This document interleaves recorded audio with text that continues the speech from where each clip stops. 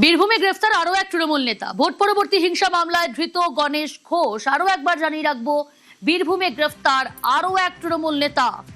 Vote পরবর্তী হিংসা মামলায় গ্রেফতার গণেশ ঘোষ। সুপ্রতিম রয়েছে আমার সঙ্গে। সুপ্রতিম, নির্দিষ্টটি কি কি কারণে, কি কি অভিযোগ তার বিরুদ্ধে, কি কারণে গ্রেফতার, কোথা থেকে গ্রেফতার?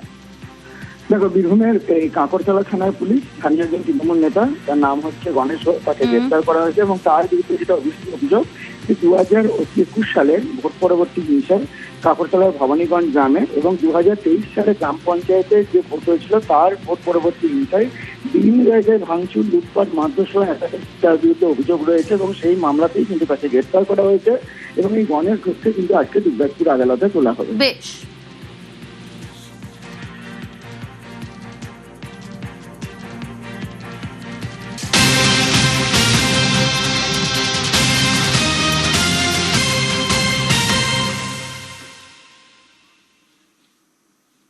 মাথাভাঙায় আরো এক তৃণমূল নেতা গ্রেফতার। থানার সামনে মিষ্টিমুখ বিজেপি কর্মীদের। কি অভিযোগ তার বিরুদ্ধে, তার আগে আপনাদের আরো একবার জানাই, মাথাভাঙায় আরো এক তৃণমূল নেতা গ্রেফতার।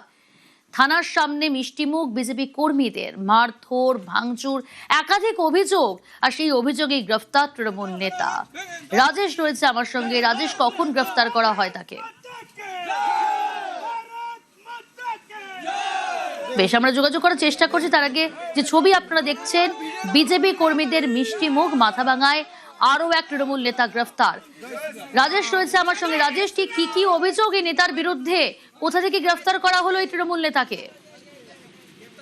মাথাভাঙা শহর সংলগ্ন এলাকায় বাড়ি এই তৃণমূল নেতার, যেটা বিজেপির অভিযোগ যে এই তৃণমূল নেতা ভোট পরবর্তী হিংসা সহ বিজেপি কর্মীদের মারধর, বাড়িঘর ভাঙচুর, বেআইনি জমি দখল সহ একাধিক অভিযোগ রয়েছে এবং এই বিজেপি কর্মীকে পুলিশ গতকাল রাতে গ্রেফতার করে এবং এই গ্রেফতার করার পরে কিন্তু বিজেপি কর্মীদের কাছে এই খবর পাওয়া মাত্র তারা থানার সামনে ছুটে আসে। তারা উল্লাসে মেতে ওঠেন এবং মিষ্টিমুখ, একে অপরকে মিষ্টিমুখ করান। বিজেপি নেতৃত্ব ও কর্মী সমর্থকদের একটাই দাবি, এই তৃণমূল নেতা যে এলাকায় ব্যাপক সন্ত্রাস করেছেন, সাধারণ মানুষের উপর অত্যাচার করেছেন, বিজেপি কর্মীদের উপর অত্যাচার করেছেন, তাকে পুলিশ গ্রেফতার করেছে। সেই গ্রেফতার হয়েছে, সেই খুশিতেই তাদের এই মিষ্টিমুখ ও উল্লাস। ওকে।